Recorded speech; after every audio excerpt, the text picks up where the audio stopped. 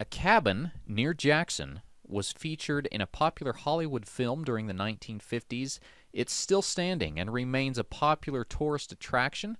Today's guest is going to tell us all about it. We filmed the interview several weeks ago, and so if you're a cinephile or a fan of old movies, this is an episode you don't want to miss. We'll get into it here shortly, but first I want to remind you to follow our show on the East Idaho News YouTube channel. Also, don't forget to watch for us coming soon in audio format. When it's available, be sure and leave us a review so that more eyeballs and ears can find us.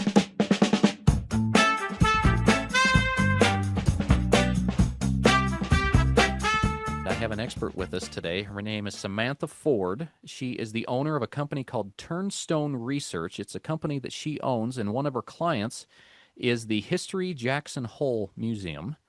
And she has a lot of information about this cabin and its background and where you can see it in the movie. Before we dive into this topic, I would like to play the trailer for you so you can familiarize yourself with this movie. So take a look.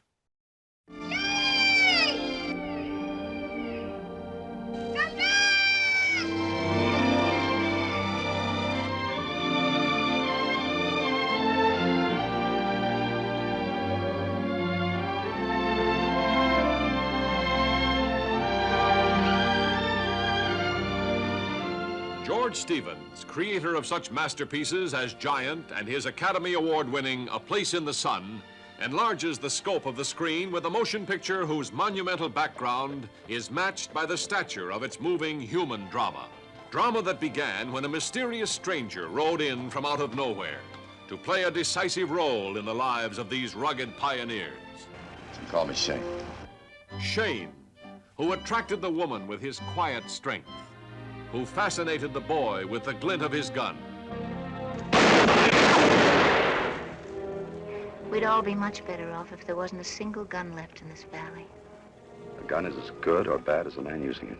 From the clash of elemental forces, George Stevens has created a motion picture unforgettable for its spectacle and scope, its great human story, its deadly conflict. I've heard about you. What have you heard, Shane? I've heard that you're a low-down Yankee liar.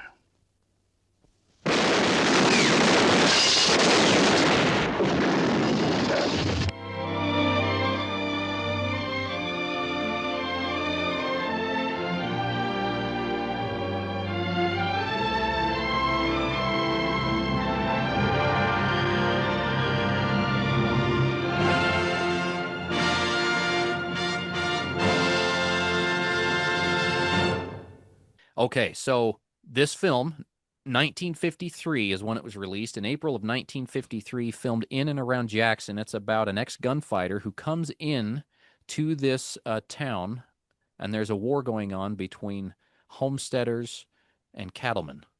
And Shane kind of becomes, the main character, Shane, played by Alan Ladd, kind of becomes embroiled in this conflict.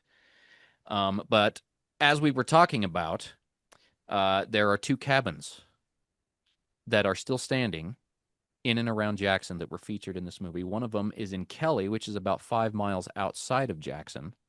And then there's another one that's inside the museum now. It's been relocated.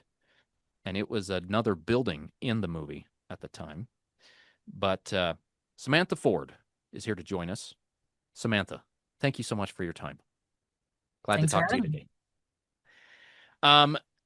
Let's talk about these cabins. I want to just let you know, earlier this year, I was in Jackson, and I was there taking a wildlife tour with a company, and I was introduced to this cabin on this tour, and that kind of became the highlight of the tour for me because I'm a bit of a pop culture nerd, and big fan of the movie Shane also. It's one of those movies I grew up watching. But I had no idea that this cabin was there. And the one I happened to see was the one 5 miles outside of Jackson, out in Kelly. There's a character in the movie, Shane. Ernie Wright, that's correct. His character in that movie lived in that cabin.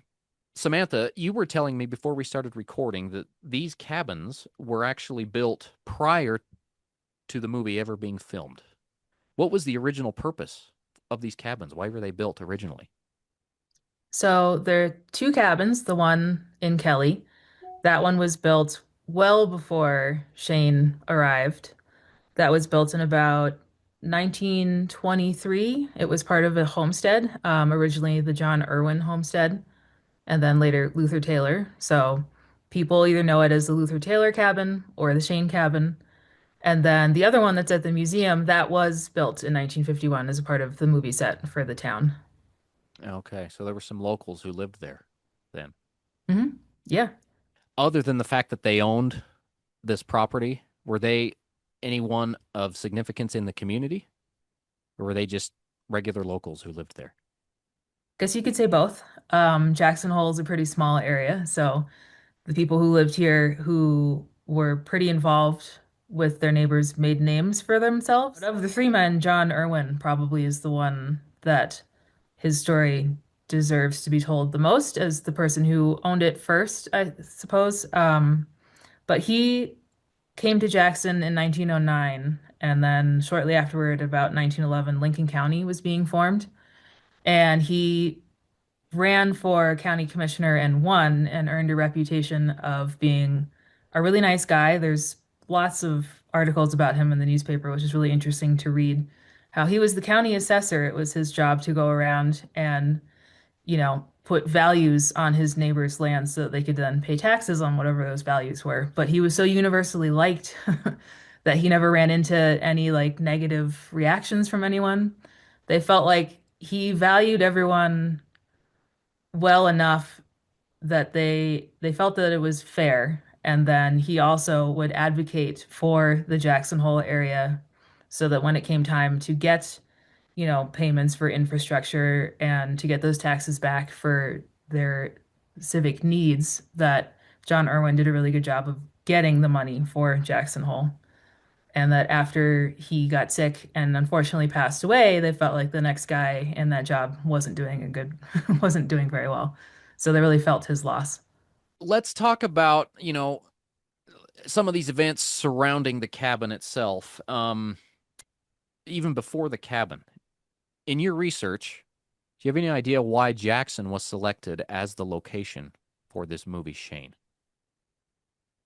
I think some of the appeal is just the scenery. So you come here, you see the Tetons, you're sort of overawed by the grandeur of this area, the wildlife that are here. And then as you start to go around the park and other areas, you see these small homesteads that are still left out there. And your mind tends to wander and think about who were the people that lived here? What were they doing? What were their hardships? What were their victories? And so to me, that's for the plot of Shane, it's an easy match between the two. Earlier in the 20s and 30s, Jackson Hole was preferred by directors because it was far away from movie executives back in Hollywood. So at that point, you couldn't send dailies back and get them approved by the producers or anything. So you come out here, you get to film your vision, whatever you come home with, that's what the movie is. And so they had a lot more freedom and creativity. So I think the distance also helped a little bit too. To introduce this movie a little more for people, again, we're talking about a movie that was made 70 plus years ago. And so people watching this podcast, may or may not be familiar with the film itself. Uh, at that time, Westerns were a popular thing for Hollywood. Hollywood was really churning them out, and they're kind of making a comeback now with the advent of shows like Yellowstone in 1923 and so forth. But anyway, this old Western grossed $20 million at the box office. So it did quite well. It was pretty popular at the time. And I also came across a fact that the plot for the movie Shane was loosely based on the Johnson County War, which is something that happened in Wyoming back in the 1800s. So, Samantha, my understanding is that the Johnson County War was essentially it was a range conflict between homesteaders and cattlemen. Is that Hmm. correct? And it was a Yeah. conflict that lasted several years, maybe even longer. Hmm. Yep. Yeah, okay. And so that those particular elements are plot points that show up in this movie. So Jackson was selected as the filming location for the movie. How long did filming last?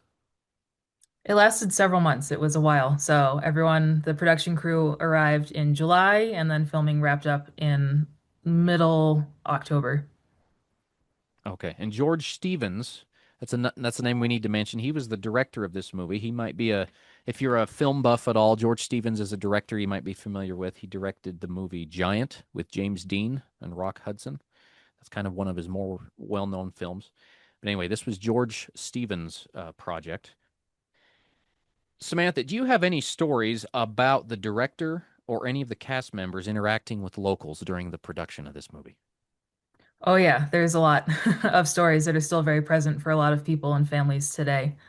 So as you can imagine, this is a big production coming into the area, and it was actually one of three that summer. They all kind of overlapped at one point. So it was The Wild North with MGM, Big Sky with RKO, and then Shane with Paramount. And so there was a lot of resources that all of these productions needed, and the town and surrounding area, all of Jackson Hole, were more than happy to provide it. They saw it as a benefit. And so some of the stories that have survived are locals that are body doubles. So that famous ending scene of Come Back, Shane, that's actually Bill Neal. That's not Alan Ladd riding off into the distance. So that was a big deal for him to get to see that scene finally playing out. He said that the filming of that was a really, really hot day. It was really tiring. They did it multiple times, and it was bright and sunny out. And in the movie, it's, nighttime when he leaves. So he said he didn't really get it in the moment, but once he saw it on the big screen, it all came together for him, and he found it like quite touching, actually. And then being able to be a part of that. Other pieces are Joe Allen was like an 8-year-old kid following Alan Ladd around, and Alan was practicing his one of his shooting scenes and got hot and threw his like famous jacket, the leather jacket that he wears, on the ground. And Joe picked it up and said, "Can I have this?" And Alan said, "Sure." And so it had his name stitched into the collar, and that became like an Allen family relic that they kept and cherished. And there's multiple other stories, so we can get into those. Yeah. In fact, let's continue on that train of thought. What's a story you've come across that you find particularly entertaining or interesting? Well, one is they cast a lot of the area kids in the production, and so the kids ended up in important scenes that needed to be replicated in interiors. Were actually flown back down to Hollywood to continue filming after October. So they were blown away to get to fly on an airplane. And then once they got there, a couple of them got in a fight with Brandon, who had made some comment about Jackson being like rough and tumble. And I think his name was Dick. He was only 12 years old, punched him. And then they actually ended up being friends. And then the DeWild family kept coming back to Jackson to vacation and meet up with that family. So it started off as a little bit of a scuffle, but they ended up with a lifelong friendship.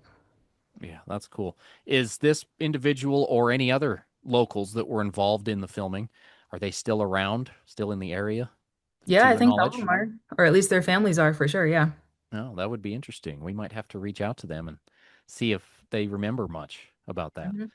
Um, so yeah, so locals were very involved then, and they were excited about having this big time Hollywood movie come to their town. Sounds Yes, like. especially Shane, because the whole thing was filmed here. Some productions came in to film bits and pieces, but this was a Wyoming story filmed in Wyoming, so they were pretty proud of that too. Yeah. A little factoid I came across. So the movie was released in April of 1953, but I think the filming actually took place in like 51 or Mm. so. And the editing of the movie, there was a big, it got delayed and pushed back, and there were some issues. And so the release date kept getting pushed back, but it eventually did come out. Was there a major premiere of the movie in Jackson when it was released? They tried. So Paramount came to the Chamber of Commerce and said, "Here's a $7,000 bill for the people." They were going to do the full premiere in Jackson and have all of the production come back up and all of that, but it was too expensive for our local economy to take on. And I guess Paramount didn't feel like footing the bill. They wanted, Jackson to pay for it. And then ultimately it became a back and forth over several months. So that may have been one of the things that actually delayed the premiere even further, because that was in the fall of 1952. They had approached the Chamber of Commerce with this idea. And then it didn't actually come out until the next May. So the actual premiere ended up being in New York City at Radio City Music Hall. a lot more space, bigger budget. And then eventually it came out in May in Casper, Wyoming. And then Jackson didn't get to see it at all until August. So finally, the end of August, for about 6 days, we had it in the Teton Theater, which still exists. And it was sort of the local theater that they finally got to come out and see themselves on the big screen. Oh, wow, interesting. So people in Casper on the other side of the state saw it first. Yep. Um, but then Jackson residents got to see it that August. What was the local reaction to seeing the movie based on research you found? They were very happy with it. They seemed to be pleased to see themselves, to see their community, felt like it was represented well. To me, it's kind of funny if you watch some of the scenes and you know the geography where there's like one shot of someone riding towards the Tetons, but then the next shot they're clearly riding in the opposite direction up to the Gros Ventre, where it's like, oh, that's funny. I wonder how people at the time felt about, little bits and pieces like that. But overall, they're pretty excited about it. It was big news for that whole summer of, more stories coming out of locals being excited about it. Yeah. On that note about seeing the Tetons in the movie, I have heard people say there's a shot of the Teton Pass in the film as well. Oh, I'll have to look for it. I need to watch it in full, but I've seen bits and pieces to get, so my background is an architectural historian. So a lot of the buildings in it actually aren't visible anymore. So this is one of those great to me, almost documentaries to go back and see what some of these places looked like, but it's on my list. Yeah, Need yeah. to watch it. Anyway, yeah, it is kind of a fun film to watch for people who live in this area because you're seeing locations that that we're very familiar with. So it's, Mhm. worth checking out for those of you watching who may not have seen the movie. Let's get into as we mentioned before, uh, the film was produced on a budget of about $3.1 million dollars and ended up grossing here in the US about $20 million dollars. So commercial critical success. Locals were pleased with it just because it was filmed in their town, but were they pleased with the financial turnout of the movie as well? Anything specific on that? Yeah, definitely. Even the kids in the movie made, more money than their parents historically could make in a year, really. Like weekly payouts for even 3-year-olds were pretty incredible. And at the same time, it really brought in a lot of tourism dollars. So one of the things that all of these three big productions had to deal with over the summer is it would be announced that they would be coming and filming in Jackson. People would read about it in the newspapers and then time their vacations to come out and actually watch the films. And sometimes they got in the way of filming, where I know that the Big Sky production ended up printing out like a short list of like, this is who we are, this is the movie that we're producing, this is when it will come out in theaters, here's like some pieces. Because the tourists would come out, see the sets that they had built and then want to know like how long has this town been here? And then, people on the production team would be like, well, we built it, so this isn't actually a historic town. So yeah, they liked it. It benefited them in multiple ways from the tourism dollars from being paid directly by the production. And then one unique benefit is that a lot of the cast and crew stayed in town and then had to be bussed out to the locations they were filming, and it could be kind of a long drive. So they actually hired out the high school buses to take them up there. And the contract for that ended up being so lucrative, they were able to build the new high school completely without having to put out a special bond or anything. So it was a real benefit to the town itself, too. With that background, let's shift gears now. Let's talk about these cabins. So, we started off this show by talking about how there are two cabins that were featured in this movie that are still standing. One of which is in Kelly, which that's 5 miles outside of Jackson. What direction is that from North. Jackson? North of Jackson. It's just an old, rundown, abandoned cabin. I think it's starting to fall apart or whatnot. But there's a character in this movie by the name of Ernie. And I'm sorry, we've said his last name several times now. Right. Ernie Wright. Ernie Wright, yes. And he's kind of he's one of the homesteaders in the film. But that cabin in Kelly, that was his character's home in the film. And it's like I said, you can still drive to that spot and it's still there. Um, do you know, Samantha, if there have been any efforts over the years to preserve that cabin? or to do anything with it, to designate it as a historical site or anything like that? Nothing, no formal plans. I guess it's recognized as a historic site for being part of Grand Teton National Park. It is within part, it's right on the park boundary, in fact. But as far as the park is concerned, they've got it's like 595 other historic buildings under their stewardship, and so it's hard to prioritize any one over the other. They've got a little bit of, a preservation plan for ones that are a little bit more visible, I guess. There's ones that are visited by, hundreds of people, thousands of people daily, even.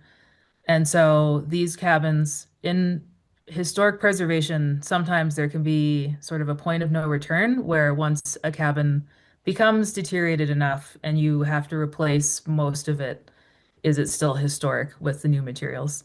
So in some cases, there can be an argument that the value of the historic building itself is so important that telling the story and having to replace the entire roof, most of the walls on this cabin probably need to be replaced. So at some point, if they were to totally put it back to what it looked like in 51 when Shane was filming there, um, there wouldn't be a lot of historic original pieces left to it. But if we decide in the future that that's important enough to do that work, but I think at this point, the park's plan for that is to let it continue to deteriorate and return to nature. And then there's a second, we say cabin, but it's actually in the movie, it wasn't actually a cabin. It was more like a barn. That that structure, that building is now inside the museum for people to see. But where was it originally? So it was a part of the town set. When you see there's some big shots in the movie of the whole town, it's towards the northern end. It was the saddle shop. It was built to be a set piece, but they did such good research that all of that town were like actual practical buildings. They weren't just the front facades. And so a lot of them were able to be moved around after filming wraps. Some of them were torn down and taken away, but others were incorporated. So there's one shot during the shootout, I think, where it's the camera's facing north, so the Tetons are on the left side of the screen. And you can see that cabin in a couple of good shots, but you kind of have to squint to make out the saddle shop sign. Yeah.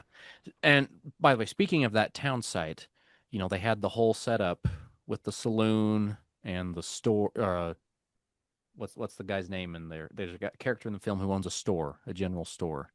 Oh, that's right. Something with a G, I think.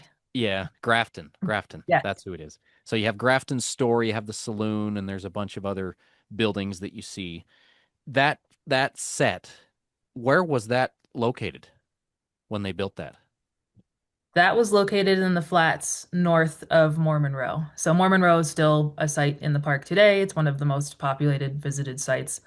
So it was a big, wide open area that was available for the film crew to sort of build out whatever they needed to. Oh, And okay. so nothing is out there today. It's actually a spot that I don't know that you can really access, but there's nothing to see because it was all removed. Okay. So they actually tore down the set and removed it Mhm. all, Yep, they built it all up. There was nothing up there before, and then they took it all away. with the exception of those two, the cabin and then the one that was a saddle shop in the movie. Yep. And at what point did they relocate the saddle shop from its original location to the museum? So that was removed.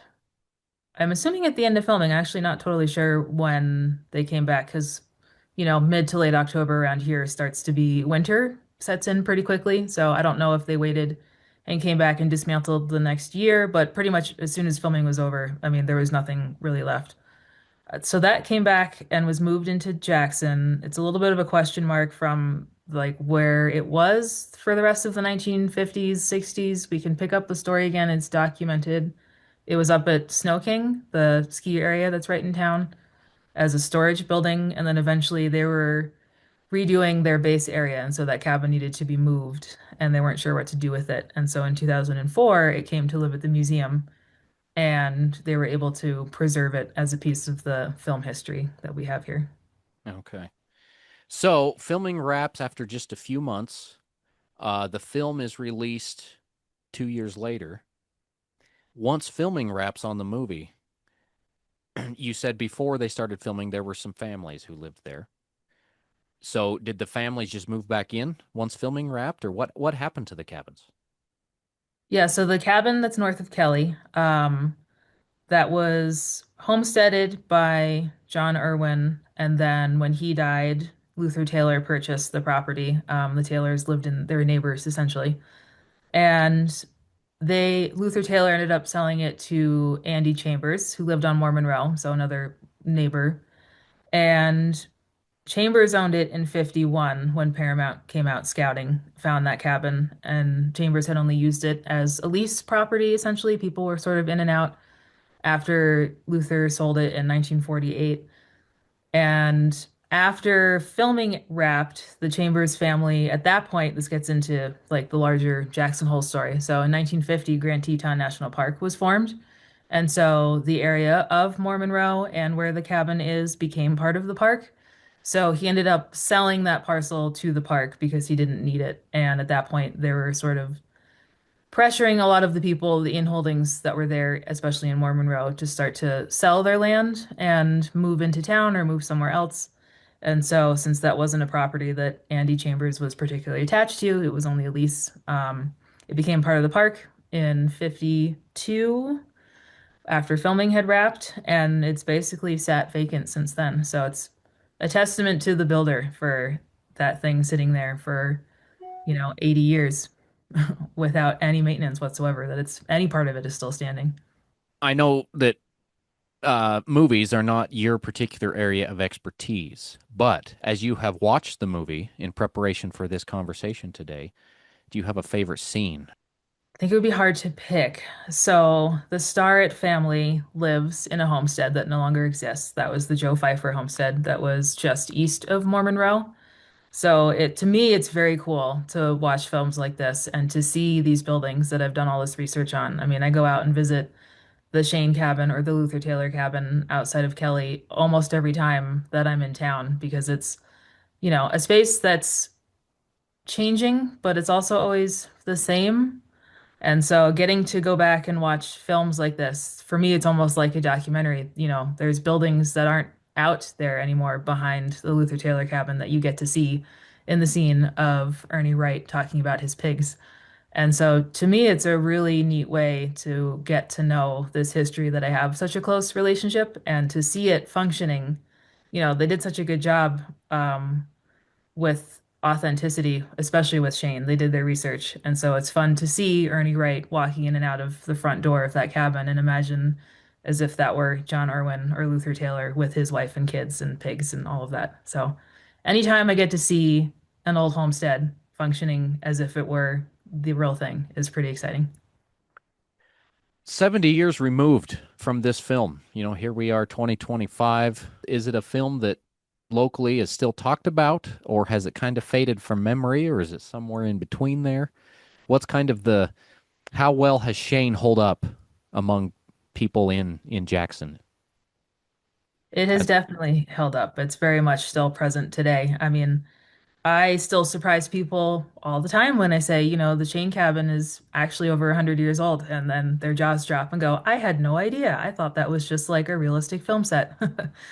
And so it's definitely something that's still here. I think it's something that still brings people to the valley to sort of see the Tetons for themselves and to picture themselves as Shane, riding around on their horse. Yeah. Well, Samantha, I've thoroughly enjoyed this conversation. It's, a piece of local history that a lot of people probably aren't familiar with. I mean, like I said, I saw that cabin on a wildlife tour in Jackson. I didn't know anything about the cabin still being there. So appreciate you enlightening us on this topic a little bit today. Oh, it's been great. I love talking about that cabin. For It's Worth Mentioning, I'm your host, Rett Nelson. We'll see you next time.